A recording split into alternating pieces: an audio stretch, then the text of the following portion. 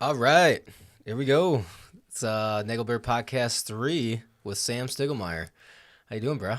I'm great. Yeah. Thanks for having me. What a pleasure. I'm super pumped that you're on right now. Yeah, that's your intro. That's it. This is the Nagelbear. I'm here. Yeah. I keep saying the number, but I'm gonna go away and be like, hey, all right, welcome. You'll forget at some point. Yeah, at some point I'll forget the number, but yeah. So Stiggs, how's he been, man? I've been great. Yeah. Living the dream. Hard to complain, I Yeah. guess. Maybe easy to complain. Hard not to, Yeah. but it doesn't do any good to complain. So Exactly. Yeah. try to avoid doing that. Yeah, nice.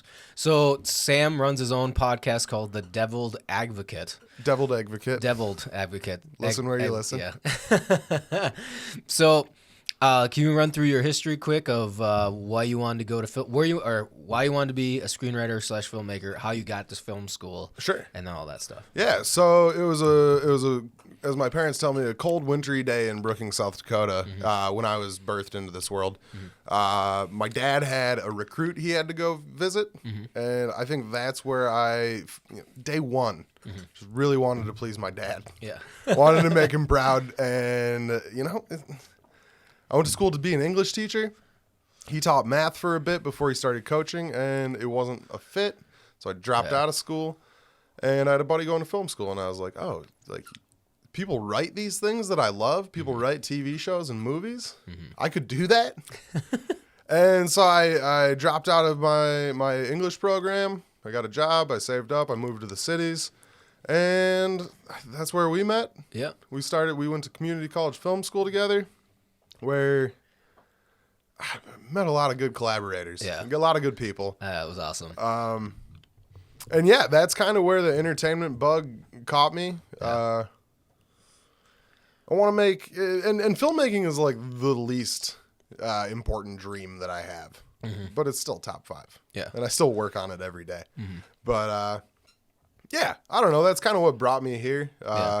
Podcast started because I wanted to, find a voice to do stand-up. Yeah. And figured that out. Started doing stand-up this year. So have been hosting a podcast for 2 years. Been making films for 5. Been doing stand-up for a year. Started a band this summer. I want to do everything. I want to do everything that I always thought I couldn't do. Yeah. To make my dad proud. I think that's what it is. And Yeah. boy, is he proud of me. Is he really? I don't know. No, that's good. I know. I mean, Probably not. that's awesome though. Yeah. I mean, like, so how old are you now? I'm 26. Oh yeah, dude. You Yeah. you covered more ground than I did in this industry before. I mean, filmmaking. But you were serving our country, No, dude. that was like for a few, and then after that, it was just me Yeah. being fucking off and having a good time. I mean, we were both developing probably what most people would call drinking problems. Oh yeah. But we have fun, right? Yeah, right. Yeah. So I've been making movies. Yeah. Since I graduated with my bachelor's, I've been making movies. I think we've produced 4 in the last year, No year shit. and a half. Yeah. God, that's awesome. Didn't submit any of them to festivals because they're not that good. It's all right, man. Hey, yeah. We're doing it. Yeah. So check out Hell to Pay on YouTube. Lay Pubes, another one. Lay pubes. Yeah, a couple competition films. We Yeah, did yeah. we did 48-hour film festivals, and we're doing Z-Fest this year. Yeah. Because I remember you were doing more screenwriting, so you went back to Metro to get your bachelor's degree in screenwriting. Yep. And how was that? It was good. Yeah. It was good. I bonded with the professor. Yeah. Or the professors, I guess. But I didn't learn a lot. They had kind of a freer writing program than what we learned at our community college. Yeah.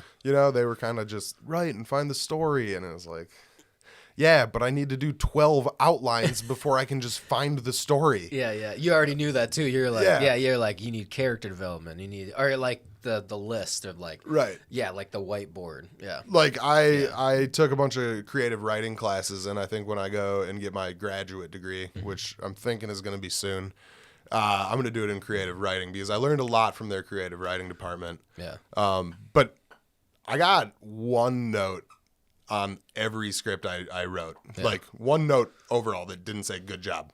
Yeah. It said, here at Metro State, we use day and night in our slug lines. And I was like, no, because it's dusk. Yeah. It's sunrise. Yeah. Like, these are specific times of the day that I'm calling. Like, somebody doesn't take a nap Yeah. at evening or day. They take Yeah. a nap in the afternoon. Yeah. They're a little sad. Yeah. You know, I don't know. Yeah. But through that department, I was able to go to Mexico for free. Yeah, tell us about that experience, because that was awesome. 100%. If you want to know more about it, listen to the Deviled Advocates episodes 52 and 53. I'm just kidding. But seriously, check it out. Mexico was phenomenal. Today actually marks 2 years. I saw it on Facebook from the day that I was notified I would go. Mm-hmm. And so our Metro State's program has this partnership with the Guadalajara International Film Festival. And through that, every student who is doing a screenwriting program or a film program there has a chance to apply for it. And it's a 100-word essay is the whole application, right? And so my application said, I have always thought I would do well in Mexico. I think under this administration at this point in time, I would be foolish to not take a chance to broaden my cultural horizons. Mm-hmm. And I love tacos. Yeah. And because of that, I got to go to Mexico for 10 days. I got to go on red carpets. People took selfies with me, and I was in my element, dude. Yeah. I was drinking free tequila and beer. The event was sponsored by Patron and Stella. Wow. Yeah. All right. And like open bars, like we couldn't party until we were done watching films or going to meet and greet type of stuff. And that was fine. I had the lady who was hosting us came up and checked my drink. I was drinking a water and she was checking to make sure it wasn't a full glass of tequila. Yeah. Because I'd proven myself to be the kind of guy who drinks a full glass of tequila. But it was an unreal experience. I met some of the best friends I think I'll ever meet down there. So much so that I went back to Mexico and spent another 10 days there last year for my birthday. Nice. Just to hang out with these guys. But because of Metro State, I was able to do that for free. Yeah. And I got there and I went to the cafe across the street from my hotel. Couldn't speak any Spanish. Still can't. But I know that Tequila Sunrise translates. Yeah. And the homie, probably a 16-year-old guy, he's like, oh, that's cool. We have 2-for-1s on those. He's the only person who spoke English in the place, and I saw him every day because I would go get 2 Tequila Sunrises, and he'd put them in coffee cups for me. That's awesome. So I could take them to go. Yeah. And so Mexico, bless up. I love that fucking place. Yeah, yeah. Where were you specifically in Mexico? What was the city? So it was Guadalajara. Oh, Guadalajara. Yep, Okay. Guadalajara, Jalisco. Beautiful place. What up, Ridley? Co-producer. Ridley. I know, right? I love it. My hometown, we had one Mexican family in our hometown of South Dakota. I might be underselling it, but I'm pretty sure there was one Mexican family, and they owned a restaurant called Guadalajara's. Nice. They own 3 or 4 of them throughout the state. Entrepreneurs, I dig it. Yeah. No, and they have a mansion in Mexico, in Guadalajara, and I had always wanted to travel to that place because I knew that's where my buddy was from, and man, I was down there this last winter, and he was there. Yeah. I'm gonna call it what it is. His compound. Yeah. This giant. I think they have a soccer field on their property. No shit. Yeah, definitely did well selling Mexican food in South Dakota. Hell yeah. But yeah, just a dream to get down there. Yeah. And Metro State also, Metropolitan State University in St. Paul. Check it out. Getting all my plugs in. Yeah. They also paid 2 weeks later. So I went to Mexico for 10 days, came back, had one class, went on spring break for 9 days because of the weekends. Yeah. And then Metro State paid for me to go to L.A. Really? When did you do the LA thing? I didn't know you did the LA thing. Literally right after Mexico. Really? Yeah. So I had a classmate, super driven guy, Adam Moyer. He's got a podcast. So, I think since I've started my podcast, 8 people have started theirs. They're Absolutely, yeah, dude. oh, if Sam can do it, I guess we can. Not even that. I think it was on the aspect of like everybody wants to do it. You know, like I've always wanted to. I was like, I'll do it when I get back. Like when we were leaving, and you were doing. I'm like, dude, I want to do one. I can't do it until I get back from Kuwait. Sure. But it was like, Oh, you should have started one there, dude. That would have been crazy. yeah, I was pretty busy, but I actually Probably had stuff like you can't talk about too. it wasn't so much. It was really boring. It would have been, you know, it wouldn't have been as diverse of like talking subject points, you know. Yeah, And yeah. we had stuff going on where it was like I was working. I mean, like my schedule was super busy. Like I maybe had an hour to myself every night, Sure. and I had a roommate, and it was done. And then I was out. Yeah, I was yeah, up at like 6 a.m. every morning. You know, like I had an actual like 8 to 5 job or 8 to 4 job every day. Sure. So most of my guys had more time, but we were also running security missions and stuff. So. Yeah. Yeah. Like I deliver pizzas 4 days a week. Yeah. And it's still tough to find time to record my own show. I know, and like speaking. I mean, like yeah, and that's kind of like why I set up in my place. It's Yeah, like yeah. I need to do this, and granted, I don't have a day job, so it's like that's why I'm pumping out 6 of them this week, or like, Exactly. trying to like do as much and then make other videos. Like this is my life. Like I have to make it work to Absolutely. get paid. Absolutely. So it's either like you know fly or die kind of like, or you have to do it. Like Yeah. one or the other. At least for me, you know. So yeah, I totally get it. If Yeah. you need any help setting shit up, absolutely, man. you know, if you need a plug on the Advocate, it's yeah. $120, but you get a plug every week. Every week. Just want to pay that hosting Have you fee. gotten any sponsors off of Devil Advocate? I've turned a couple down. Really? Yeah. How many? So like, I'm totally gonna dive into like because I never hear it on Sure. the regular podcast. So do you have like your metrics and your analytics and have you Yep. checked it? Yeah. Yeah. So you've gotten enough where people are like, we want to pay you to like sponsor No, some stuff. but there were people that wanted to put ads on my show for free. Really? Oh, for free? Yeah. Oh. And you're like, to help boost my listenership, and I was like, well, don't want that. so it actually like boost or like it was somebody trying to sell you something. So it was like, Yeah. we're gonna get you more listeners. Yeah. So not really sponsorship, but You're paying them. still felt good saying no. Yeah. I'm not paying, like they're, you know, Yeah. I'm doing it for free, but it's to boost their brand more than mine. And Yeah. my brand is the most important thing in my life. Exactly. Yeah. So if you're like whatever. Yeah, Exactly. I'm not a fan. So Adam and Eve, if you're out there, I'll advertise for you. That's on my brand. Hell yeah. Friggin' dildos and secret special gifts. Or Patron. Patron. There you go. I mean, I did learn in Mexico that Patron is not good tequila because we had I'm some sure it's not, really yeah. good tequila, but it's Yeah. I don't know how to pronounce it. It's like Corona. Everybody's like Coronas or whatever. Yeah. It's not at all. Like they don't drink that. I don't even yeah. like Coronas. Yeah. You know, I like Coronas, but definitely not the beer from down give south. me a Tecate. Yeah. You know, Drink Pacificos. Modelo. I'll drink a Pacifica. Yeah. I'll drink a Land Shark. Yeah. I'm off beer though. Yeah. I'm cutting carbs. Cutting the carbs down. Last night I had a Jimmy John's sandwich, and I was like, man, you should have got the unwich. But it's like, I'm gonna drink a bottle of like vodka tonight, Yeah. so Yeah. I might as well eat some bread. Yeah. Exactly. I go with like when I do Jimmy John's, I do the squares. Yeah, Yeah, that's I don't go with the normally whole- what I do. Yeah. Because I'm like, I want an unwich, but I was like, I need a little something, but I don't want the whole fucking sub. Yeah. You know, like with carb, I'm like, all right, I'll do the. Well, and that 8 grain or whatever it is, is 8 going to be grain. a better bread for you. Yeah, exactly, Less yeah. processed or whatever. So, all right. So going from film school and then jumping into the reality of filmmaking, as we all like, at least. Can we talk a little bit about go LA for it. as well? Yeah. Oh yeah. Go finish LA. Yeah. Because this was a super and I'd be remiss if I didn't like give Adam all the credit for setting this thing up because we pitched to the budgetary committee and we went as film club. Yeah. So we got like $6,000 for us to travel, and it like he set it up with the guy hosting the comedy seminar to like give us a discount code. It was called Adam. It was like 50% off for students traveling 1,200 miles. Really. Yeah, it was this crazy experience, and we went there, and immediately we went to Venice Beach. Right, Yeah. chilled out on the beach for a bit as I'm wont to do.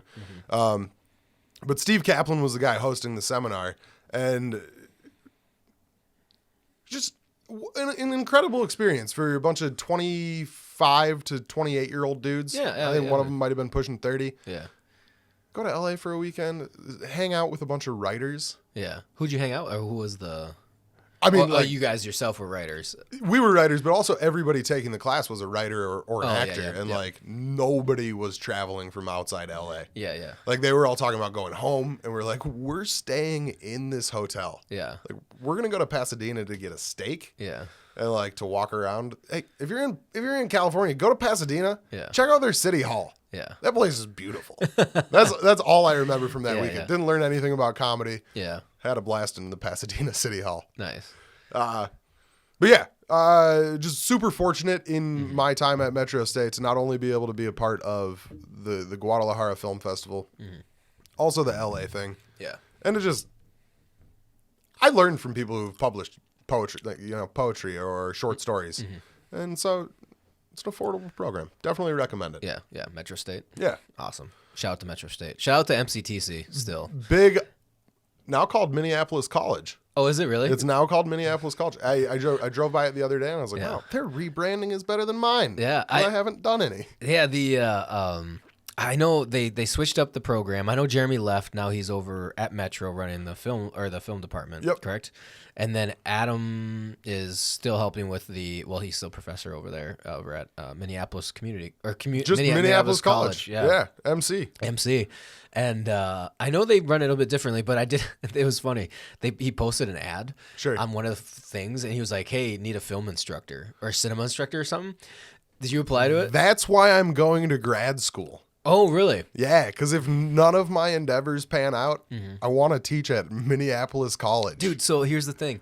I was like, hey, I want to meet up with him. I have still to like meet up with Jeremy and Adam for beers. Sure. So I was like, hey, saw the post, definitely want to meet up with you guys, like back in town, like trying to jump back, and everything. It'd be great to meet up with you. He's like, absolutely, it's cool. And I wrote back, I was like, hey, I know I don't qualify for this or anything like that, or Yeah. I'm sure I don't have the credentials, but I was like, what are the credentials for the film instructor spot? He goes, well, you need a bachelor's. And I wrote back, I was like, haha, I have one. And literally he goes, email me your resume.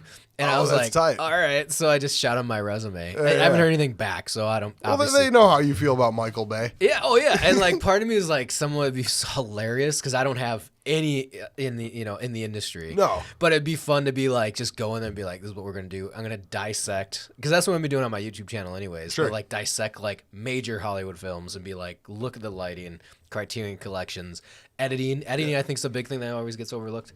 Big time. And like pacing and Something I like to say is that I've started editing. I finished the writing process on the editing floor. Yeah. That's just something I say. Yeah. I don't think anybody's ever said it. Yeah. No, yeah. I mean, that'd be tight as hell if you got that gig. I thought it was funny. I was Professor like, Nagel. yeah, right. And it's like all you need is now I do remember you needed a master's. Yeah. That was the big one, but I guess it was like I don't know. I'm sure it was like I don't even know the whole details. I tried looking for the post again and I can't find it. And so, but it obviously existed because I handed my stuff off to Adam. Oh, no, I for sure remember seeing that. And so I was like, oh, all right, that's cool. And that was just funny. Like, I was like, I'd laugh my balls off. They're like, well, you want the job? And I'll be like, yeah, sure, why not? Nobody Like, else applied. nobody else. Yeah, no one else Yeah. applied. I was like, sure, F it. What? Is it part-time? Yeah, okay. Especially if it's part-time, be like, sure, fuck it. Oh, yeah. I could teach a couple film analysis classes. Oh, God, yeah. I got an A on a paper that I wrote about how The Godfather was gay. Really? Yeah. With Jay? Yes, with Jay Haran. Really? His notes were, this is so far from right, but really good effort. Yeah, yeah. And it was, Did he give you an A? He did. Yeah, I was gonna say you finished on time. I finished Full on time. words, 3 sources or whatever. And it was original. Yeah. Like I knew that all the male kissing on the cheek wasn't like symbolism for deep love for their father. Yeah. But I like to write. And Yeah, if I'm yeah. going to write an analysis of something, I'm probably going to make it up or I'm going to compare it to Fight Club. Yeah. Oh, yeah. Because that's always funny. In high school, I did that. We had like a film, like it was a film class, or it was a week long. I can't remember what we even called the weeks. It was the makeup for extra credit, or the credits at our school. It was a real small private school. So like we watched movies, and then we had to write a paper on one. And so we watched one. Or no, I did an analysis on Leon the Professional and then compared him to Jesus Christ, and I got an A on the paper. Yeah. Like my professor was like, or not professor, my teacher, she was like, "Oh, it's a really great, interesting take." And I wish I could find the paper. Right. It was only like 3 pages long. Well, you're so old, you probably wrote it on like pen and paper. Well, It's just no, it was actually it was still computer back just then. a joke about you being old. Oh, dude, yeah. You're 32. like I'm at the 6 cusp years of older it. than me. Yeah, I'm at the cusp of that. I did have a computer desktop my dad built, so I did have one in my room. Most people didn't. I was lucky. My dad, like, it was a piece of shit one. He's like, "Here you go." I'm like, "Sweet." No, for sure. We Yeah. like the family computer is such a yeah. weird thing that kids don't understand. I mean, my parents got me a laptop at like 16 because they're like, we're tired of you wrecking our family computers with LimeWire and pop-up ads. Mm-hmm. I was gonna say because by that point laptops were more affordable. Absolutely. My senior year, my buddy had a laptop. Like he got one for Christmas, and it worked with video editing and stuff. Like we were like doing well, like a lot of stuff with it. And so but I was like, oh yeah. And then like as soon as I joined the Marine Corps, this one of the first things I did was bought some cheap ass laptop for like $500, and it was like, oh great. Like, and it was playing old games from like 10 years prior, or like Half-Life. I was like, oh my god, I'm playing Half-Life. 2005. Like, but it's yours and you're in it. Yeah, it's mine. Yeah. And then it broke when I went to Iraq. So, anyways, but did you join the Corps right out of high school? Yeah, right away. I joined in August of 2004, so it was my senior year. Okay. So the month before my senior year, I joined, and then I actually went to boot camp in July of 2005. Okay. So I was right away. We graduated in May, and I wanted to have the last 4th of July with my family. So I was like, all right, cool. I'm going to stay, and I want the next week. And and I was so far out there, like, yep, we can accommodate for all those my demands, like. But we get you for life. Yeah, we get you. You can have that week, but we're taking your soul. Yeah, exactly. Yeah. You're committing for 4 years. So.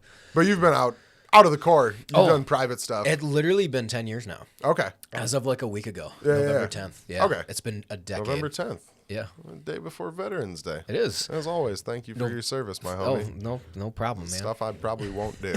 Well, so what's funny about November 10th is that's the Marine Corps birthday. Oh, that's right. I did see that. So they have the Marine Corps birthday, and everybody posts that day, and then November 11th, the Veterans Day. Well, when I was getting out, I joined July 11th, and for me to extend to Afghanistan, I had to sign another, I think, a 3-month extension minimum. And so I was like, cool, and so I just signed it. And then I get back, and I feel like that's how most people wind up in the military. Yeah, they're just like, I just signed something. Oh, I signed so much shit now. It's like, and I'm so used to it. People are like, you want to look? I was like, no, I fucking signed my life away in the military like a dozen billion times. Yeah. Like, it doesn't matter to me. So I'm just used to something. Yeah, that's cool. Sign. Yeah, whatever. And it's such a big deal, the Marine Corps birthday in the Marine Corps, and I had never been to one. I get back from Afghanistan. I have 60 days left to check out, like full checkout, like. My EAS end of active service, it was November 10th. So I go in, and the kid's going through all my stuff, and he's like, he's like, oh, that's kind of crazy. I was like, what? He's like, oh, you get out. He's like, you know what November 10th is, right? And I said, yeah, it's my EAS date. And he looked at me like, you serious? And I'm like, what is it? Like, I don't know. Right. Like in my own, like I was committed. I was so done. 3 deployments, 2 wars. I was like, fuck this. I'm out. Yeah. Did my time. Suck my balls. I'm gone. Like you got your money's worth out of me. And I'd gotten shot and blown up, all that other stuff by that point. So I was just like bitter and done. And I was happy too. Like by all means, I was happy. Yeah. And so, but the kid's like, well, he's like, oh, you know what day? I was like, no, I don't. Like, tell me. And he's like, it's the Marine Corps birthday. And I literally looked at it, I was like, oh, yeah, I don't give a shit about that. And, like, the look in his face was like, okay, all right. And, like, just like, let's get you through, like. Just some little boot or something? Yeah, it was, like exactly. A grunt, is that what we call them? Boots. So boots? We call the kids that have never deployed into a combat zone, we call them boots. Like boot camp. So you just cut out the camp, so we call them boots. Yeah, and I came back. Grunts are infantry. And so, but he was like some admin kid. I mean, he was a nice kid, but I was like, yeah, it was funny because I was like, dude, I don't give a shit about any of this Marine Corps pride. I'm out. I'm done. Like, I did all that shit. Like, I'm out. And I was infantry anyway, so I was pretty bitter about the whole situation. I suppose. Anyways, I don't know where that story came up. Yeah, I don't know why. That's all podcasts are tangents on other tangents on other tangents. So back to filmmaking and filmmaking. Oh yeah, so we were talking about the instructor spot. I think it'd be fucking hilarious. Oh, dude, I would totally just walk in and be like, "All right, we're watching Michael Bay today," just to just be like, "Well, can we watch like French New?" Like, no. We're not watching French New Wave. That my first thought was like, why aren't we watching 400 Blows? Yeah. Why aren't we watching Breathless? Yeah. You know? Yeah. Nope. We're watching Transformers 3, baby. Yep. Or Age of Ultron. Yep. Not sure which one's which. Yeah, exactly. And we're going to dissect why they killed TJ Miller so early in the movie. 40 minutes in? The comic relief? Oh, I'm not watching the rest. I know, right? And he was a good character. I liked his character. He was a good character. Everybody like loved him. They just like kill him off. No, but and so I don't know. I was just thinking about that. I was like, Christ, if they call me back, and I'm like, and I want you have to do it. I want to ask Adam too. Be like, did anyone else apply? Like, even if they literally are like, do you want the job? Be like, that's my first answer, did anyone else apply? If I applied, it would make your application look better. I think. No, I have less credentials, but they have read my scripts. Dude, man, I was just like, whatever. Like, it was fun. I'd have a good time. I would make it a good time. It's just to be fun. Almost everything I do is a bit, right? Like starting the podcast was just a way for me to be like, I have a podcast. Yeah. You know? Yeah. More or less. Starting a band, same thing. Yeah. Being a filmmaker, it's just like, Yeah. how can I commit to this? Because it's relatively funny to me. Yeah. Being a professor would be the ultimate bit. Like walking in every day being like, I don't know how I got this, but we're learning. We're learning. Yeah, we're watching Hot Rod today, baby. Yep. Paddington next week, and then Hot Rod again the following week. It would be a great class. Like, I always feel like, so I think I was going to go back to this. So before I joined the Marine Corps, I went to USC and SDSU, like checked them out. Like, and South Dakota State University? Yeah. In my hometown? Yeah, right. Yeah, I went to South Dakota State. Yeah. San Diego, yeah, proper, San Diego I State. imagine. Yeah. And so we did a family trip, and then we did some college walkthroughs. Okay. And it was like, dude, I tell everybody this. I was like, I've never, even when I was a kid, I've never wanted to go out to Hollywood and be like, I'm going to give it a shot. Like, I've never in my life, even in my goals of like trying to become like a $100 million film director, I've never been like ever. And I know some people are like, well, that might be the only way. But I've also been like, never going to do it. Like, I don't have the desire to. I'd rather take the hard road of not going. Because it's way, obviously, because if you go out there, then your chances are obviously a bit better. Like, you're competing against way more people, but also there's way more people who can make a difference. Yeah, exactly.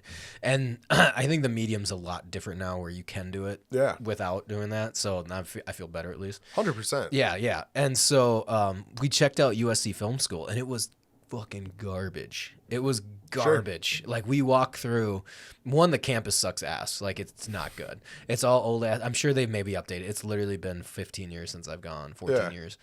15 years. And and they knew that too. Like, it's in the middle of like ghetto LA. Like the campus. And then like it's old. It's an old school, which is fine. It just had that old feel. And I'm like, man, no. And we went to SDSU, and San Diego State had just built like a new frat and sorority row so that people could be safer, like closer to campus. So they built them with like all their, like, it was gorgeous campus. The facilities were outrageous. Like, it was super nice.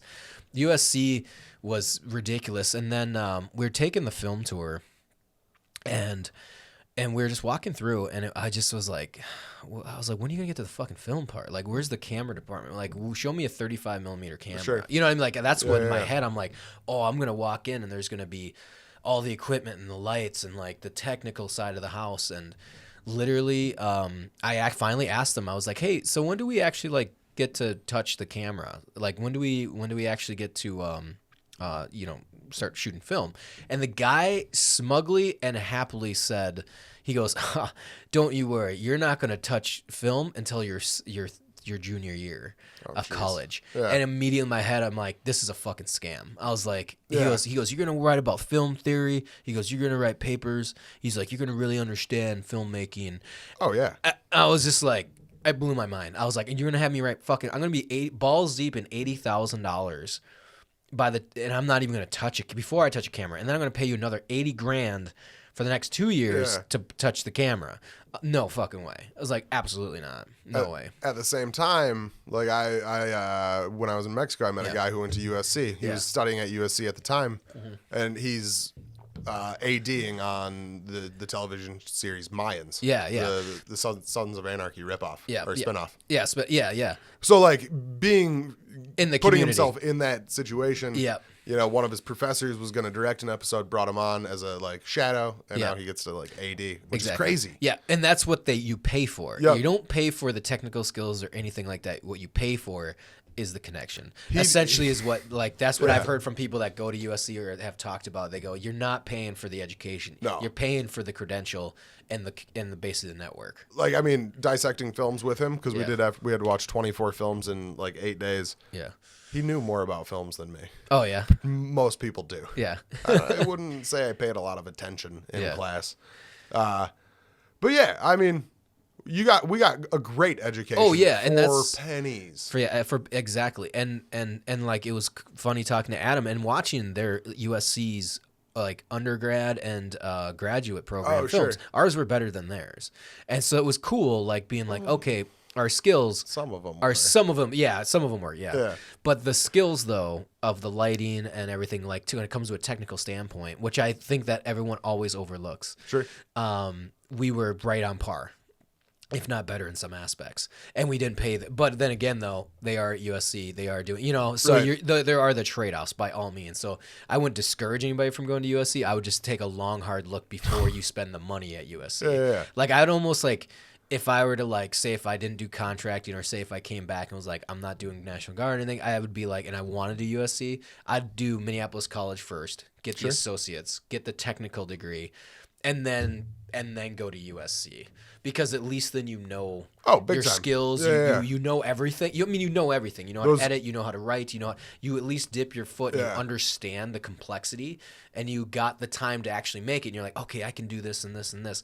And then you can move on to USC and be like, all right, now I'll pay all that dickload of money to then jump into the industry. Yep. I always think that'd probably be the best, because then at least you're not like caught with your pants around your ankles, and you can actually be like, hey, I know how to light, or at least like, hey, I think this is the, because you're starting from scratch, I feel like. Yeah, And, yeah. and you're spending all that money from scratch. I'd rather you spend all that money from at least a intermediate standpoint. Right.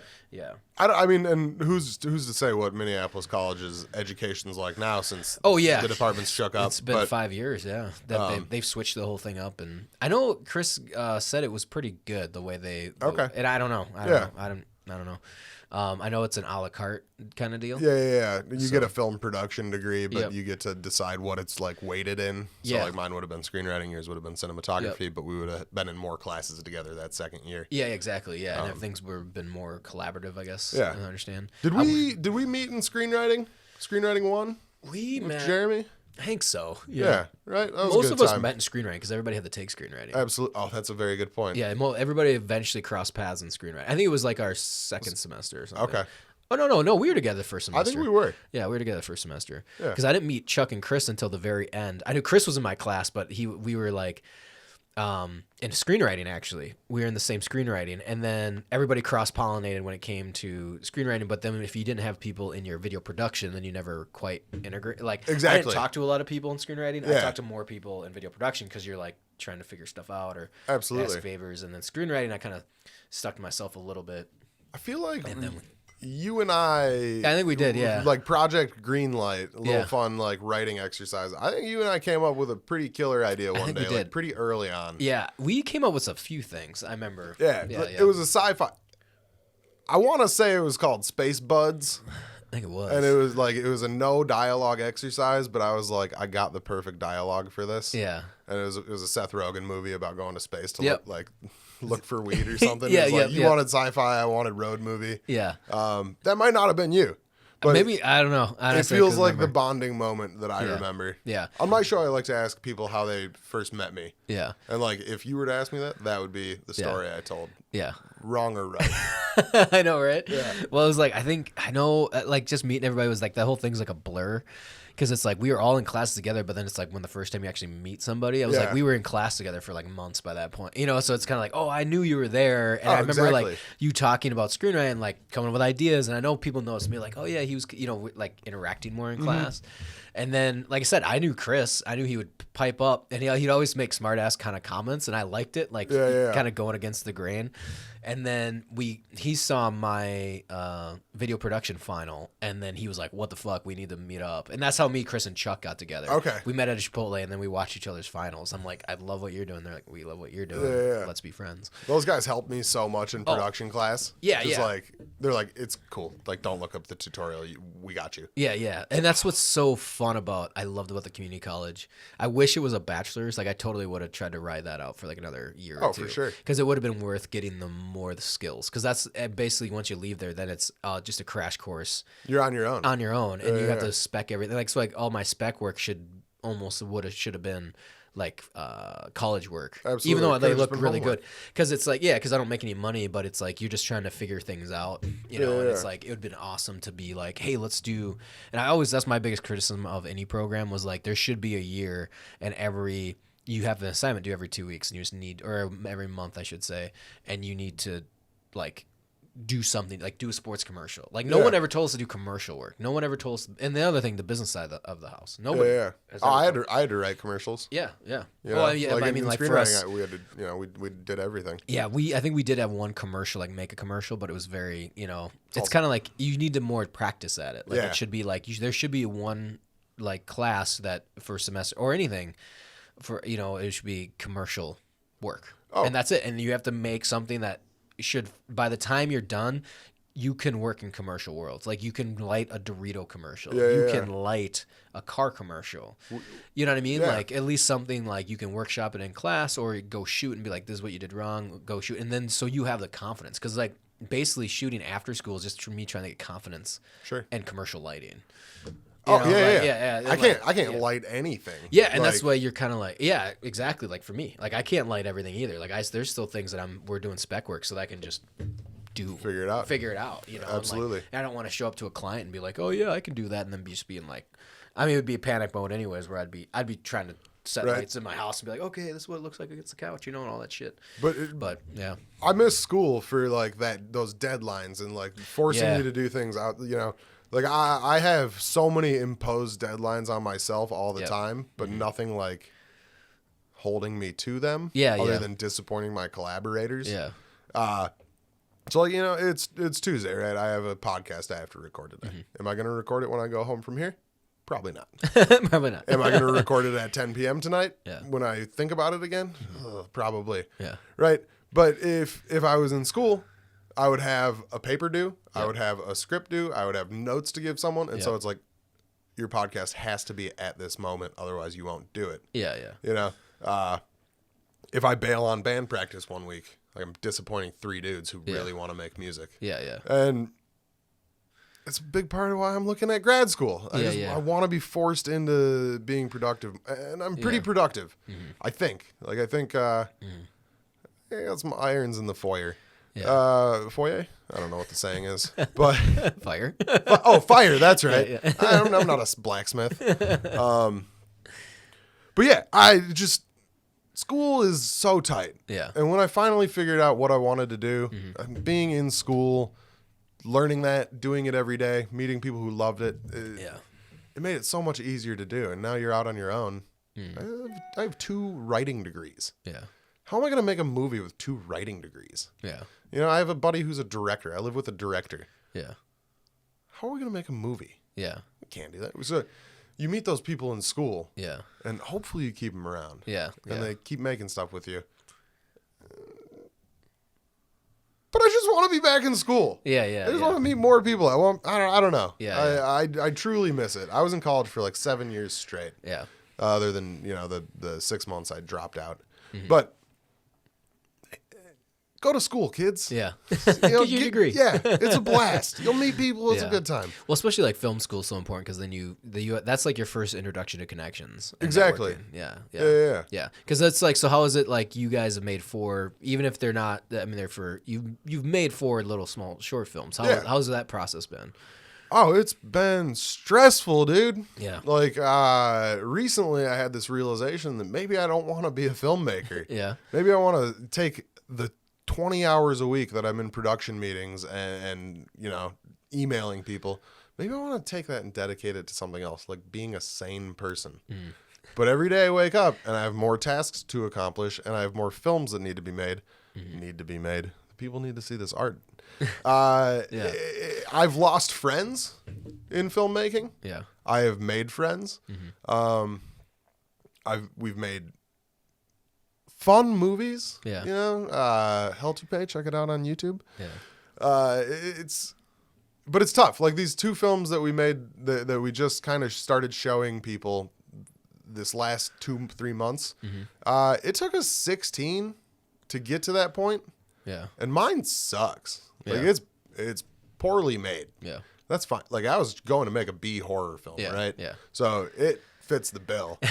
But and I'm super proud of it. Like it's my Yeah. first like It doesn't matter. written, You finished directed, it. produced, like my baby. Yeah.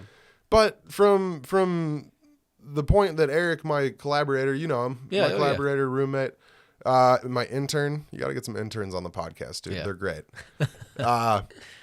He pitched me this script called Les Pubes about pubic werewolves. It was an experimental silent horror film, and I was like, oh, okay, sure, we'll make that. Yeah. And then we met up about it the next week, and then the next week. Yeah. And then the next week, and we kept talking about it. And then I was like, okay, so this is we're gonna make a horror anthology.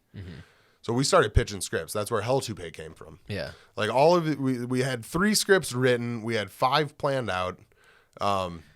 They were all braided together with the same narrator, right?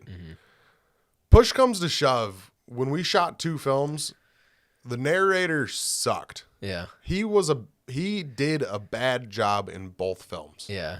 And so we cut his character and we decided, hey, we're not going to spend any more time or money because these films set us back like $9,000. Yeah. And they don't look like it. Yeah. But we were paying everybody. Yeah. Wish I would have saved that money and spent it on something else. Yeah. And gotten people to do work for free. Maybe I don't. I don't know. So a couple months ago, we had to have the discussion. Are we going to dive in, make the 3rd part of this anthology and try and use it as like marketing tool for funding to finish the rest of it, or do we just cut our losses, cut the narrator out? He had 2 minor scenes. Like this is on me for being a bad director, but I had a PA record his voiceovers. Yeah. Like while we were doing another scene that so we could just keep things moving. Yeah. He messed up every line. Really? He either said the main actor's character's name wrong, or he said, Yeah. Ari used to sit down at this favorite watering. And this guy he's nominated or possibly won a Sundance Award. Really? And I don't want to say his name because I think this all comes down on me for being a bad director. Yeah. But he got paid more than anybody for doing the least amount of work. So we cut him. He's out. Yeah. These films are now standalone projects that people say, well, why did you make it? Yeah. You know, like I showed my movie to this girl and she was like, you made that? And I was like, yeah, I did. And she was disgusted with me. Cause I mean, it's about a guy, Ari Bronzenberg, a skeezy. It takes place in LA, 2013. Yeah. Shot this all in one house. Yeah. Call it LA. Called it LA. Yeah, but Shot it during the winter. exactly. Or something. We did. Yeah, No, yeah. we did. Oh, We yeah. shot it January 13th through 15th. Yeah, yeah. And then I dipped out of town 3 days later. I went to Mexico. Yeah. I was like, and then it didn't get edited for a long time. But it's about this guy, a skeezy LA producer who he's balding and he exploits his label as a producer or an agent, and he exploits women. Yeah. He has a casting couch type situation set up, and so already like people are seeing like, oh, Sam knows what casting couch situations are, so they're getting and it's not a funny script. It's kind of funny because there's a demonic toupee who rips a dick off, but I like almost don't want to show people it because of how they look at me like what, that went through your head? Like I can't imagine how the guys who wrote Saw feel. Yeah. You know? By the way, check it out on YouTube, Hell to Pay. I don't want people to see it, but please watch it. Yeah, please watch it. It's fun. I love it. Well, to me, I think making those, you got to do it though. You did it 100%. and it's like it fails. I mean, everything honestly in this industry, that's what I think scares so many people when you jump in is you're not going to make any money. It's going to fail. Almost every time it's going to fail, but at least you did it. And even if it's great, it's going to fail. Oh, yeah. You might not sell it. Or even like short films. Like short films are great to learn, but you're like, it's like, what's the point in what's the making point them? in making a short film? Yeah. You know? Yeah, because it's like, if you're trying to sell a script or you're trying to, short films work if you're trying to sell a script, maybe. Right, proof of concept. Yeah, proof that of kind concept, stuff. exactly, yeah. But even making a feature, like I was talking to Chuck the other day, I was like, dude, I want to make a feature. Like I want to pick up a script. I got one for you. Okay. It's a road movie. It's a what? It's a road movie. He wants to make a road movie. It's called Salad Days. There you It's go. very good. Yeah. The second act is garbage, but I started rewriting it this week. Nice. Where do they go to? LA. LA. It's a road movie about making a movie. Oh, okay. It's very meta. Oh, okay. There's a lot of layers to it, but it's going to change in this new draft. So, Oh, okay. Yeah, and that's the thing as I was like, it's like I'd like to tackle something like that. Yeah. And like my biggest thing is obviously I'd like to do something bigger, but at the same time I'm not trying to kill myself Right. trying to make a movie that's never going to be, because it's in that weird thing of like you want to invest your time to make sure that it's good, but in the back of your head no one's really going to, maybe you might sell it to something. And I've been really listening to like distributors stuff on like for film podcasts. Yeah, like yeah. how do you get your movie paid for? Like even if we broke even, you spent $9K, and if you got your $9K back, you'd be happy. oh yeah, 'Cause then I'm happy to spend that money Yeah. to do a project. But even no then, matter like what. people have, shot films for $9K or 10 or 20. Oh, you know? yeah. And you're kind of like, oh man, like, and there's outliers by all means, like, but it's still very like it can be, especially in today's digital age. We're not even working with film anymore. No. We're not even being like, God, shit, make sure, and then that whole fucking roll's gone or whatever. like you need a relatively simple script. Yep. You need people who are okay with being exploited. Yep. Yeah, and or good actors. That's the other thing too is like Yeah. acting. Like I get why they pay actors good money. Sure. I mean, they're amazing. Like they change everything. And you're just like, 100%. all right, well, let's hire real actors this time, not just your friend. Like. Right. And there's been a lot of cool stuff I learned from this podcast when it comes to now. I guess we're talking about the business side of the house of like you're trying to still pay the bills though. Like you're still trying to make money off of it or trying because if you make money, that means that people see it. That means people like it. That means they pay for it, and that translates into a career as well. But he was saying if you could spend $250,000 on a film, but if you have that much money to spend or even $100,000, you could hire one actor that could sell it. Like Sure. get a TV actor, Yeah, and that's yeah. kind of like one of the things is like it may not sell here, but maybe they're big in China, maybe they're big in India, maybe they have a weird fan base that will at least pay for your 100%. eventually. And like even it could be a B-level actor, you can hire him out for 10 days, shoot the film, and be done. Like Yeah. and like opposed to like if you've had that same amount of money and you shoot with your friends, no one's gonna fucking buy it. You just blew 100 some K. Right. Like you need to really figure these things out. In fact, I mean, there's Kevin Smith did it. yeah. Kevin. He shot a film with his friends for under $20K. He's such an outlier, and it's at that. I know, I agree, and I love and hate looking at outliers. She's like, well, they did it. It's like, well, how many other billion people tried doing Sure. that after and before and currently?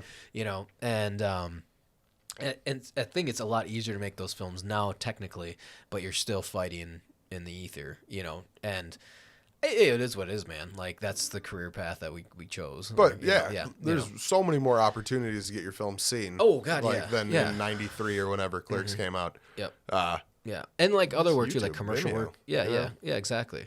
But like, anyway, so they were talking about that, and it was like real interesting. Like distribution's like the big thing. Yeah. Like getting your stuff on Amazon.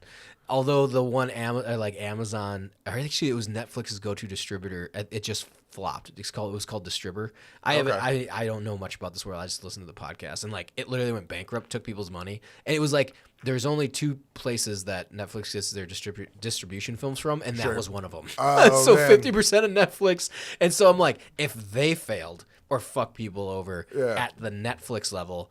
You know what I mean? Like, so it's happening everywhere. it's happening everywhere. You know what I mean? Like, it's not just like small guys getting fucked. Like, everyone's getting fucked, and that's the industry kind of deal. Like It's like, don't you wanna a little bit? Like, don't you want to get fucked a little bit? Like, I mean, if I got to that level and I got fucked, I'd be like, well, at least I made it to that point. exactly, Yeah, exactly. Like, I'm not at a point where I can get fucked right Yeah. now. Yeah, exactly. It's just fuck me. Yeah. I mean, maybe not. I don't know. maybe not. But that's what I'm saying is like I think it's awesome that you're at least you've made 4. It's more than I've ever made. Yeah. I've shot the 2 that was film school. And that was it. Oh, you know, and I'm like super excited to get. I back got on a the job horse. for you. Yeah, if exactly. you want it. Yeah, we're ready to jump on this shit. I mean, that's the point of this whole thing is like getting the gear and just being like, let's go shoot, let's go do it, let's test stuff, or let's see how this works. You know. And we're looking for a lighthearted cinematographer who likes to laugh. That's all we want. Absolutely. Get some ridiculous shit. Exactly. So the road movie's the next one, or are you?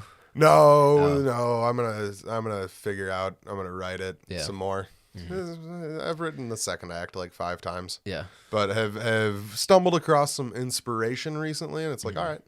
Nice. I want to get back into the script, and it's gonna take. Right now, it's got like a very Billy Madison feel to it. Okay. But also like this not post comedy. Mm-hmm. That's so douchey. Yeah. It's post modern in how it's told. Oh, okay. It'll be super cool. It'll be super cool when you see it. Okay. Because of 4 different storytelling techniques that bring the whole story together. Okay. Hate myself. It's so douchey.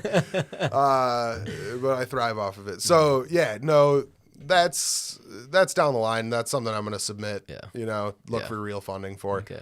I do think I could film it with all of my friends for under $10K though. Yeah. You know, like every part in it I have a person in mind who it's pseudo biographical. Okay. Salad Days. Look for it in theaters. 2021. All right. So speaking of comedy and stuff, comedy and all that stuff. So what's your take on what Todd Phillips had to say about comedy? Who's Todd Phillips? He's the director of The Joker, Hangover. Does he make comedy? Yeah, he makes The Hangover. The Hangovers. He made Old School. He made okay. Yeah. What did he say? He was saying that with all the like the cancel culture and the outrage stuff, it was a lot. You basically you can't get away with making a Hangover today, and oh sure, yeah, comedy's changing. Yeah, it's changing. Yeah, but it's like, and then at the same time, he's like, well, commercially viable, you know, that's kind of stuff. He was like, people getting offended. It's kind of like you're in the comedy scene. Yeah, and like I love listening to comedians and their take on all this. So I was kind of figuring out what you guys think, because you're writing comedy, so you're obviously everything I do is comedy. Yeah. The band I'm in, the songs are comedy. Yeah. Like they're funny. The podcast I do, it's comedy. The films I make are comedy. Yeah.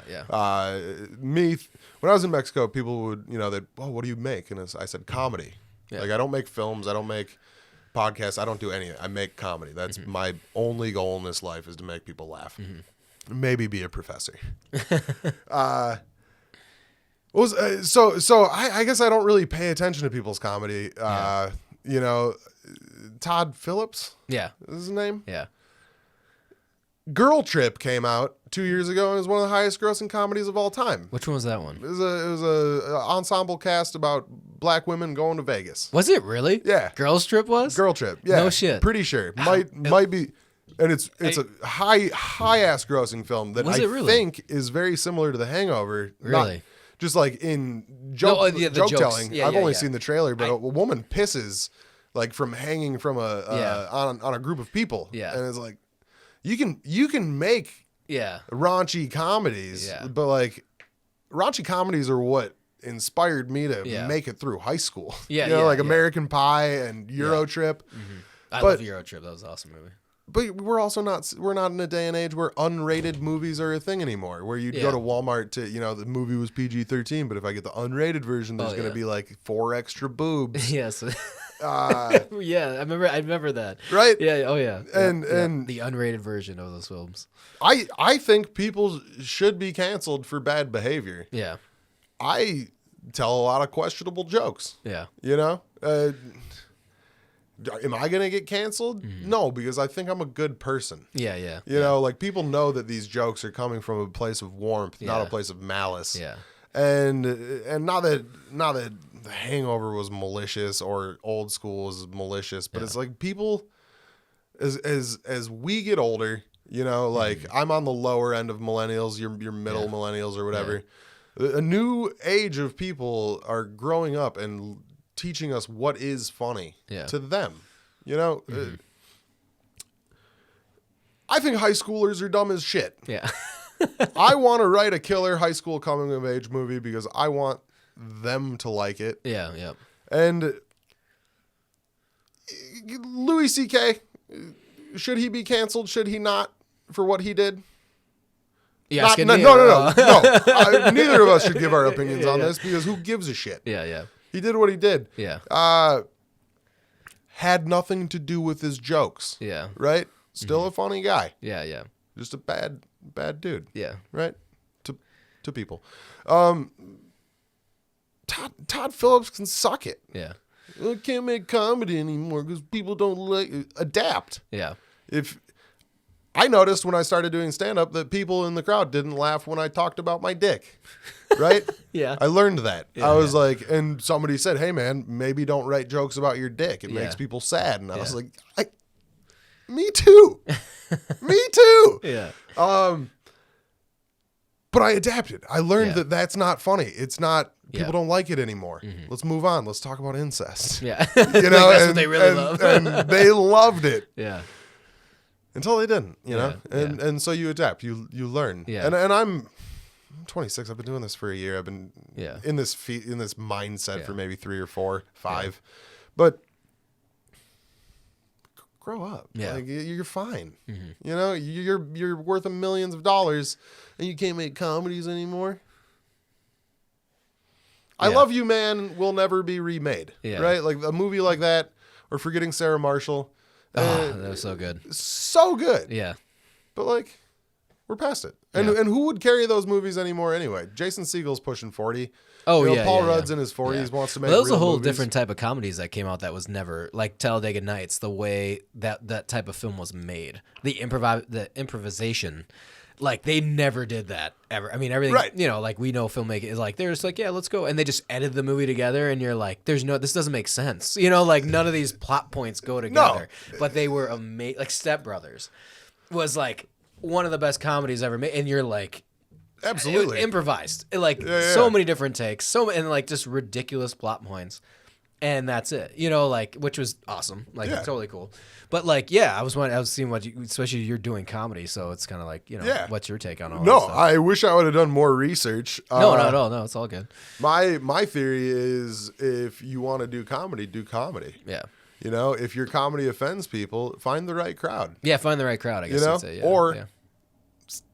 You know, you might find yourself at a Klan meeting. Yeah. If you're looking for the right crowd, if you're that kind of person. But it's Yeah. tough. There's, you know, you don't want weird.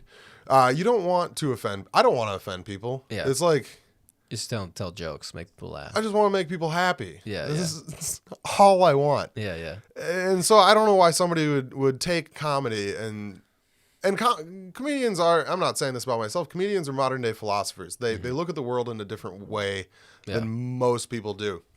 And so sometimes that's offensive. But Todd Phillips, I assume, is a white guy who's gotten everything he's wanted out of life. I don't know. He's a white guy. Right? Yeah. Yeah.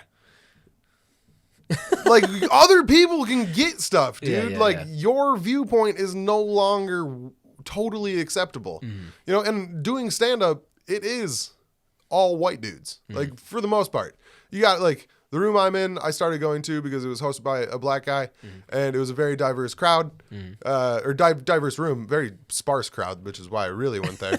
Sparse guy. There wasn't So a I lot of could people, practice in front of yeah, nobody. Yeah, right. Yeah, nobody here. Good. I'm on. I'll do that. But it was a room that you could say whatever you wanted. And if it wasn't funny, people weren't going to laugh. Yeah, yeah. You know, whereas you go to the bigger clubs in town, you go to Acme or you go to Sisyphus, Comedy Corner, Underground. People there are just there to laugh. You know, they're not comedy minded. You know, you're not going to get canceled for saying something at a club like that. Yeah, because yeah. There's 300 people there to laugh. Yeah. So, I mean, maybe Todd Phillips needs to do stand-up in a room with 4 people. Yeah, he doesn't do stand up. Yeah, he's just a film director. I was curious on what you're at because, like, say he said that about comedy. Or like, Sure. I think there was more of the backlash people were getting from like Chappelle, or you know all the stuff about. Well, Chappelle. he should quit doing comedy too. Chappelle? Nobody needs 4 specials in one calendar year.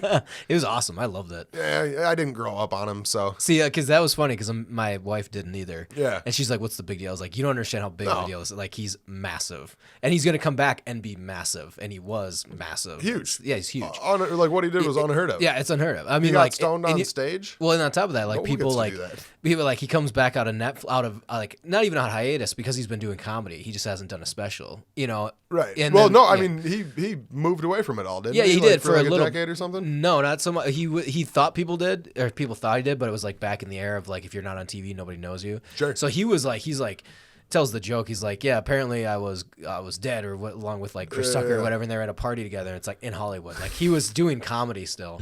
But like he would do stuff, and people just weren't recording it. He was still doing it. But then it was like when he came back onto the because everybody was doing their comedy specials, and then he did his Netflix special, and it was fucking massive. It blew up, yeah. It blew up, and it's amazing. I mean, like I remember him as a kid, and you're like, and I was like, he'll cross generation. He will. Young people will see this and laugh their fucking balls off. They absolutely. Will. It was very funny. Oh yeah, For sure. All 4. It was cool. The one he was. When he was sitting down. Yeah. And like I listen to like the comedy podcasts a lot. So they're talking about how like working your material out. Like he was working his material out in the one special. Like it was just him sitting. It was like Your hour special's not a time for you to be working material. Well, they were just shot it, and I think he was like, "Fuck, I'm gonna do what I want." Yeah, and like, I'm getting $12K for this. Yeah. Maybe that's way. I'm sure he got way like $1 million. under. Yeah, I think they paid him like $20 million. Like everybody was making jokes about that too. They're like, yeah, because all the comedians are going to Netflix and be like, "Oh, I want like $2 million for my special." They're like, "No," and then everybody's like, "Well, you probably." They're like, they got mad because people kept asking a shitload of money, and then people were like, "Well, then you shouldn't have, shot the fact out that you paid 2 comedians $20 million a piece. Oh, yeah. You're not gonna have a bunch of you wouldn't have had a bunch of comedians showing up saying, "I want $5 million for my Netflix special." I'll do a Netflix special for $12K. Yeah. I will do a half hour for $12 at this point. That's just financially, Solid. fiscally, responsible for Fiscally me. responsible. Like I could use that $12. Yeah, right. No, that's what's interesting about that, because I was like, all right, we'll see what Stig sees in the comedy world. Yeah. Comedy's not objective. Yeah. Certain things, people getting hit in the nuts, it's funny. Yeah. Little kids in snowsuits like falling is funny. Yeah. Like, everybody's gonna laugh at that all the time. Penguins, just in general, Awesome. funny. But you need to take into consideration what you're saying. Your words have power, and when you're on stage, when I'm on stage, I have power. Yeah. If I'm talking to 4 people, if I'm talking to 20, like I'm in charge, and what I say matters. So I don't want to use that time to punch down or to offend for no reason, Yeah. because it comes down to why, if you want to make comedy, if you want to, it's about making people happy. Yeah. It's about grossing people out. Yeah. But like improvised movies still happen. Oh yeah. That's still a huge thing, That's right? still a thing. Yeah. Oh yeah. Mumblecore. Is that what they call it? Mumblecore? I mean, is that what it was originally called? Was mumblecore stuff? That kind of I think revolutionized that style. Joe Swanberg was like the grandfather of mumblecore. What was he in, or what was his? He did like Francis Ha and If I remember that one. what else? LOL, Mistress America, I think. And these might be Noah Baumbach films. Oh, but there's 3 mumblecore dudes. There's Joe Swanberg, who they're all New York guys. There's who did I just say? Joe Swanberg. I have no idea. Noah Baumbach, Okay. who's married to Greta Gerwig, who is she's like a mumblecore. Yeah. The word doesn't make any sense to me anymore. Mumblecore, yeah. Mumblecore. But that's like the comedy where they kind of just keep talking and people laugh. Like it's a very like. We have an outline and the camera movement. Like we're not setting up shots. Yeah. We're not setting up lights. We're gonna get the take. And we're gonna improvise everything involved. Yeah. The Duplass brothers. Oh yeah. Also, every film Like they've The made is League. mumblecore. The League is a mumblecore show. Yeah. Which is crazy, right? Because that came about. I remember that kind of style, and that was kind of like I felt like that was off the backs of the improvisation films. Like you could tell they were they were just throwing shit in there. Like the improvise was like funny. It was ridiculous. But then like the mumblecore stuff was like there was more relate. I don't know, it was like they were just kind of playing off each other type stuff. And like that was absolutely yeah. I mean, you put 4 or 5 funny people in a room with one person who can guide a story. Oh which is what Duplass was doing there. You're gonna have a hit TV show. Yeah. You know, because people just they like that. 4 different comics, right, in the league. Yeah. You have Jason Mantzoukas, you have Paul Scheer, who I guess are really good buddies. John LaJoie, who does like music, like YouTube like funny songs. Yeah. Steve Renazzazzi. Yeah. Right. Well, he's like the only comedian out of that because the other ones aren't they more improv actors? Yeah. Like he's the only true comic. Comic. Yeah. But John LaJoie is a different type of animal. Yeah. And so you get that crazy dynamic between everybody, and it's cool. I mean, that show rocks. Yeah. Is it still on, or they? No, they finished that. I was gonna say they have like 9 seasons. Yeah, or something 7 or 9. Yeah, it went for a while. Didn't make it to 10. No, because I remember watching it when it first came out. I was like, this is pretty hilarious. Like it was pretty good. Yeah. I mean, and if you don't watch pro football, who knows if it's actually funny? But I don't know. We do. Yeah. I thought it was funny. So it is funny. Yeah. I know they had like pro football players on sometimes. And, they would do their drafts and everything, which was, like I said, it was a funny take on it because I had no idea about like actual like fantasy football leagues or like that. I don't do that. But no, it's for nerds. Yeah. Why take something cool like football, a thing for jocks? Yeah. And make it for nerds. Yeah. You know, I hate nerds, dude. I just want to be a jock. You want to feel cool. I want to be an 80s bully. That's what I want. Just throw kids against lockers and shit. You can tell my hair is greasy. Yeah. It's because I want to be a bully, baby. You want to be a bully. That's it. But you're too nice to be a bully. Super nice. Fuck. It sucks, dude. I know. You're terrible at this. It's my biggest flaw. Like, all I want to do is be cool and be mean, but I'm just too nice. Yeah. So what? So working in the Minnesota. So how do you feel about? I know you've collaborated a little bit, but like working in the Minnesota film industry, how do you feel about it? Doing it on my own. Yeah. With my group. Does it feel like real like siloed? Like even though there's people out there doing it. Like I know if I wanted to dive into the industry and try and freelance as a PA or like we have sound equipment. You know, I could be a sound guy. People are always looking for that. Yeah. I think it would be easy to integrate. Yeah. Like you've been on set with me. Yeah. I'm a joy. Yeah. Right? Yeah, you're a blast. That sticks around. But I don't want to do that. Yeah. Like I want to make my films. Yeah. I want to make my buddies' films. Yeah. So like working on a film set could be very easy in this town. Yeah. I feel like it might be there's people that are going to get jobs before me every time because of their name and because they've just been doing it forever. But like we just cast a short film based on video auditions. Yeah. You know, like that's pretty tight. There's a lot of people here who want to work. Yeah. And will work for free. Yeah. Which is huge as beginners. Yeah. But I think it's a hub for short films. Yeah. Like if you want to be a short filmmaker, Minnesota, great place to be. Yeah. It doesn't seem like there's a lot of features that come out of here. No. At least nothing worthwhile. Yeah. But I don't know. I also don't really watch movies. Yeah.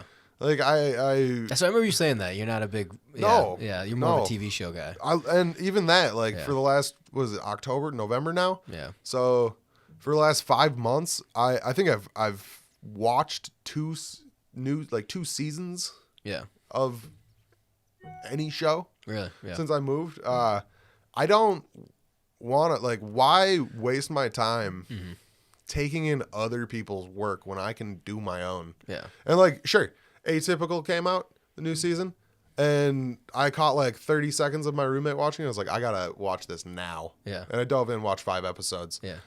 But I didn't feel good about it. I felt like I wasted time. Oh, okay. And a lot of me for a long time has been, how can I waste time? Yeah.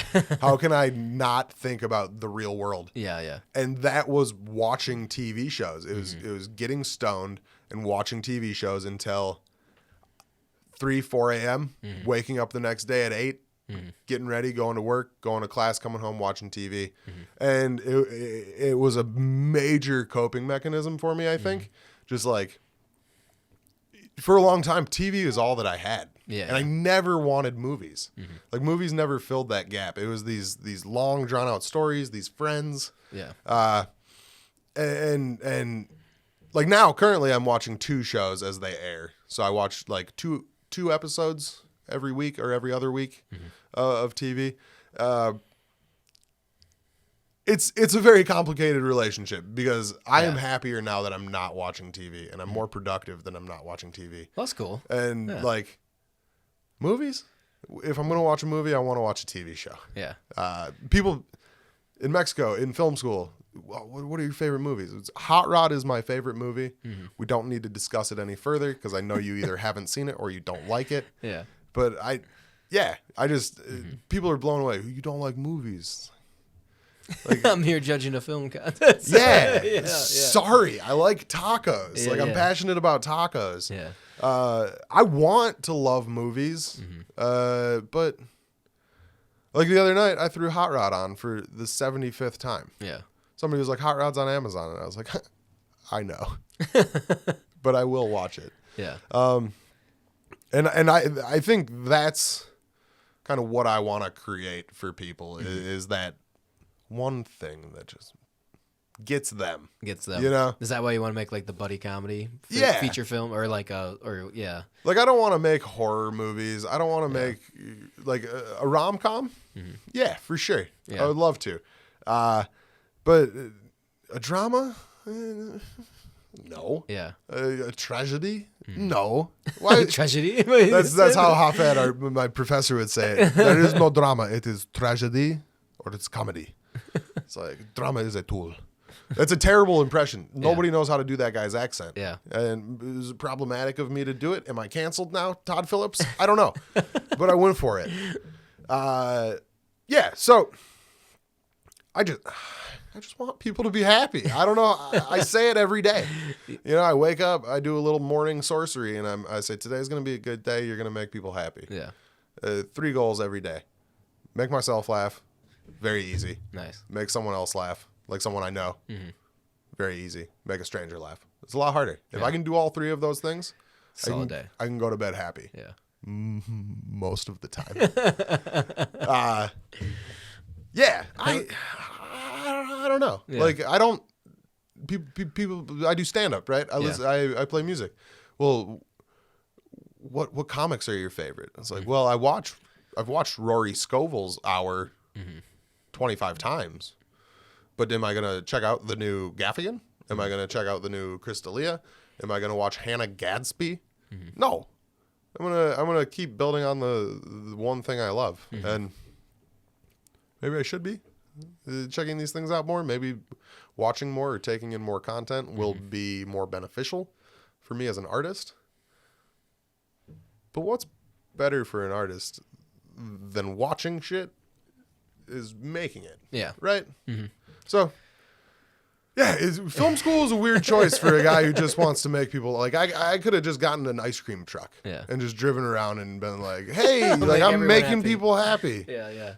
I chased down 3 separate ice cream. Well, it was probably the same ice cream truck, but I stopped 3 ice cream trucks this summer, and it made me happy. Yeah. Made that guy happy to see a fatty running behind him being like, I want a snow cone. Like, who am I kidding? I never got a snow cone. Was it like a nice one too? No. No, they still look like shit. Oh, yeah. Ice cream trucks. When I was a kid, I wanted to be an ice cream truck driver. Yeah. If you asked Sam in 5th grade, what do you want to do with your life? I want to drive an ice cream truck. Yeah. Would have said that until I saw the movie Good Luck Chuck, which is a movie that will never be made again because of how bad it is. Yeah. Then that's when I learned that I wanted to study penguins. Yeah. And that never happened.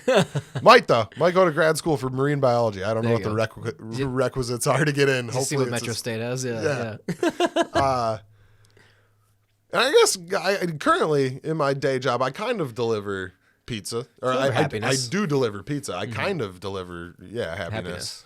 A woman stopped me. I had a sign on my car that said Papa John's. It's where I work. It's part of the job. And she like came up to me, this little old woman. She's like, "Are you a delivery driver?" And I was like, "Yep, got a sign on my car and everything." And she's like, "Can I give you a hug?" And I was like, Of course, for sure. Like, I haven't seen my grandmas in a while. I would love a hug from you. Yeah. And she was just like, I wanted to thank you. You guys do so much. You bring us joy. Yeah. You know, we can't leave our house, and she was so appreciative of it. And it was the only time I haven't felt like a failure as a pizza boy. You know, it gave me this ability to like look at my job and be like, oh yeah, like I have a couple degrees and I deliver pizzas. Mm-hmm. Like on paper, like I'm up here, like I'm holding my hand up for the people listening to the audio, with knowledge, but with drive. You know, when you look at my job, it's like, you know, he delivers pizza. Why does he do that? Someone's got to deliver the pizza, man. Somebody's got to deliver the pizza. Everybody likes having food delivered to their house. Do you like delivering pizzas? I keep telling myself that. I love my coworkers. Yeah. I have medical insurance. Really? Or what is it? I just got it. Is it health insurance? Is what it's called? Yeah. Paid vacation. No shit. Yeah. Like. So you're full time in it, right? I'm hitting 32 hours a week. Nice. And that's all I need to do because I get cash. Minimum wage keeps going up. Would I rather be in a writer's room? 100%. Yeah. But this is good for now. Yeah. Right? Until I go to grad school and shake everything up. Hell yeah, man. Figure it out. Maybe be like, fuck it, I'm going to move to California. Get to that writer's room. Yeah. Dude, I'm ready to go to Cal. Like, I'm not. You should. Go for it, man. I'm not going to discourage anybody. Like, that's just my take. I'll never go. If people are like, I'm going to give it a shot, I'd be like, fucking A, do it.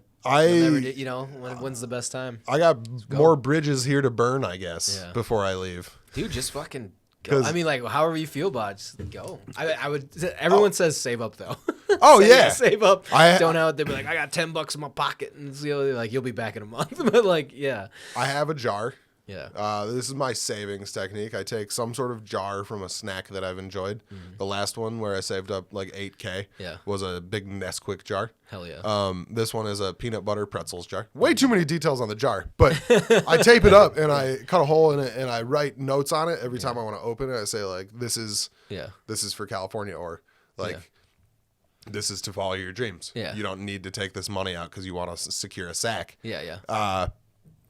And it's a terrible way to save money, but now it's better than nothing. It's better than exactly. Yeah. Now I put money in it every day after work. Mm-hmm. I've also started writing poems that I put in there. Oh shit. Yeah. So someday I'm gonna open it and I'm gonna reread all those poems and be like, "You piece of shit! Why did you save those? Because I don't want to read them. They're not funny. Yeah. But." It's a way for me to, every time I write a poem, it's like, okay, your time here is dwindling. Yeah. Put it into words, because I gotta make that move, and I'm really trying to figure out how to do it without losing everybody here. Yeah. Because I'm not from Minnesota. I have no reason to come back here once I leave. Oh yeah. Like. So you don't want to go back to South Dakota? Or no? Yeah, South Dakota. South Dakota. Yeah, never, dude. Yeah. I will never live in that state. 100%. Yeah. Minnesota is fine. The cities are great. Yeah. It's nice to be close to my family, but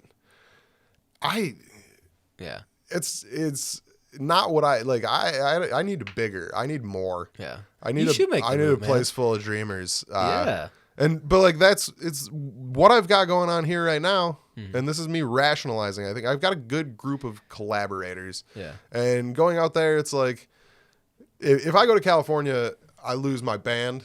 I lose my production company.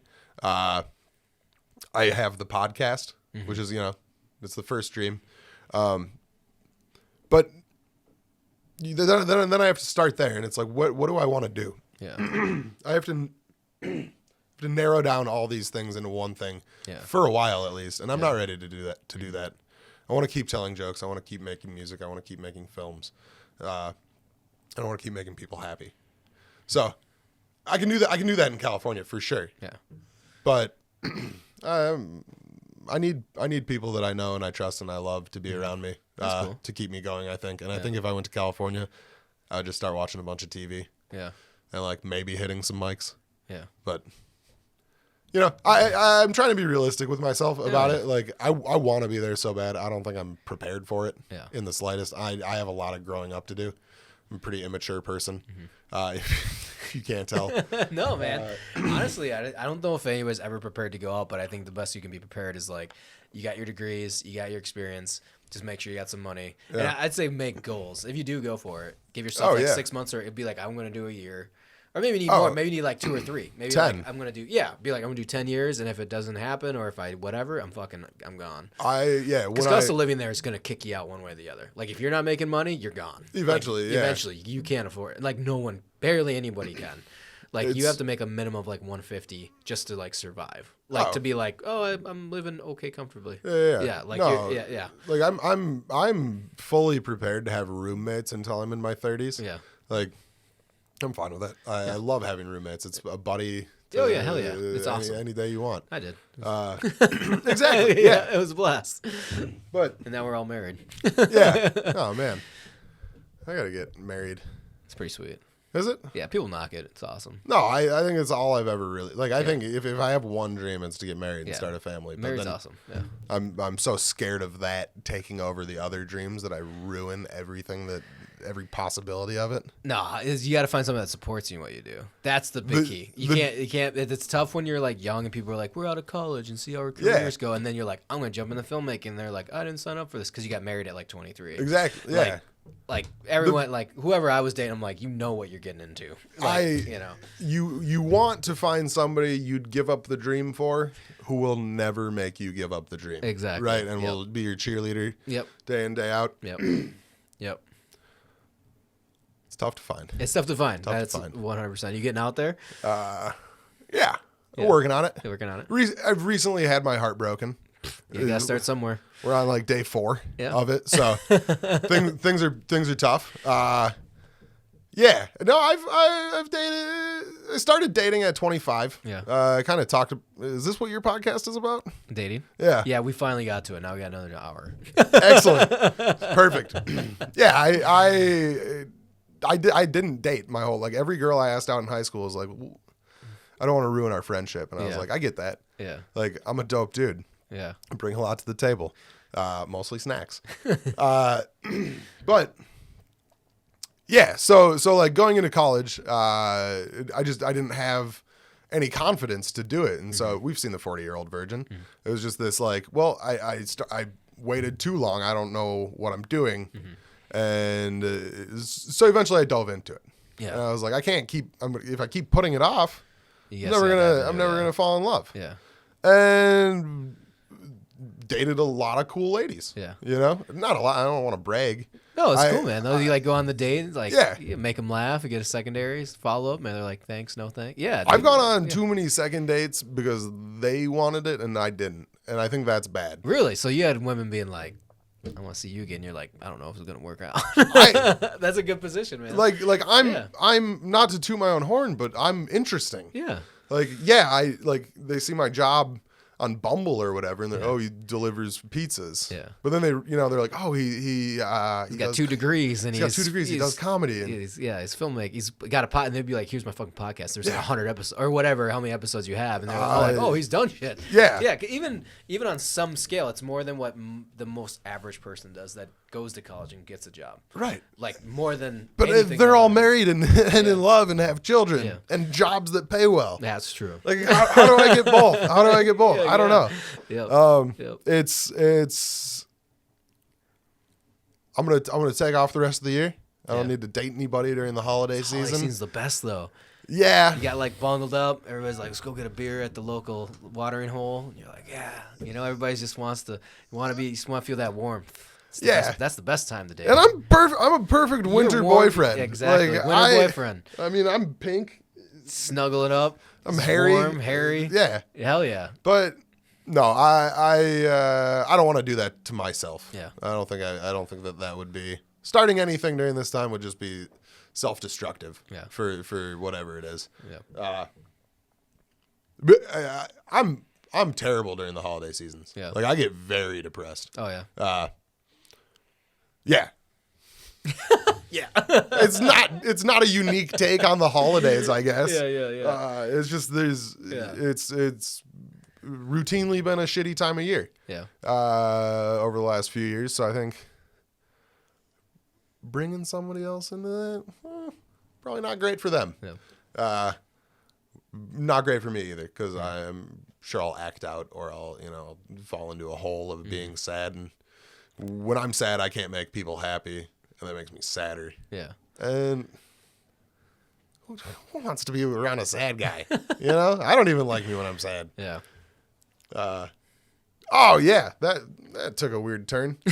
Talking about my dating and depression. It's good to get out there though. It's like, good to get out there, good to know what you want. I mean, like I said, it's like, there's some guys that don't get out there, that they are too afraid to do that stuff, and you're like, you got to do it, man. You got to jump in. Like I said, it's the same like anything else. Like you going to California, or doing anything else, you got to do it. Absolutely. And it's also too, it's like how many, not to harp on other people's stories too, but you're like, how many other people have done that though? They're like, you hear on podcasts, or you hear on, that's why I love diving into those. I listen to them everywhere I go, like when I work, and you're like, you hear, like, I think that's the best part. Like I love listening to the comedy struggle, the comedy podcasts.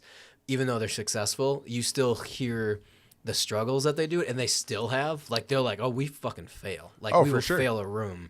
And then you're like, you're still fighting for the next set. And so, like, people, like, when they're coming up, it took, like, they say, like, what is on average, it takes, like, 10 to 15 years. Oh, big time, for you to even, like, start making a living, or even to start it's like, seeing a return, like almost. Pete Davidson, right? Yeah. That's his name, young guy? Yeah.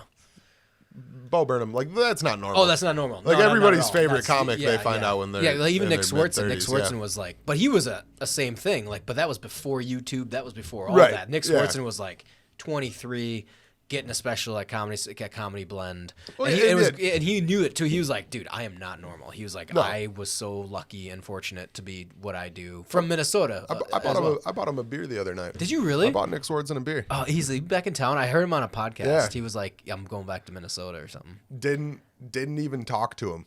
Really? Just got the bartender. Yeah, I bumped into him 3 or 4 times now. No shit. Where's he at? Just comedy clubs. Yeah.